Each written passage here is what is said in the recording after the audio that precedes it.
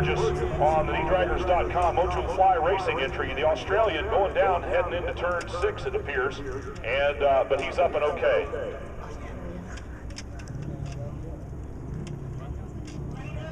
Blake Young making the move back on Josh Hayes to take over second position again across the start-finish line stripe. Same order as they went up the hill on the start of the first lap.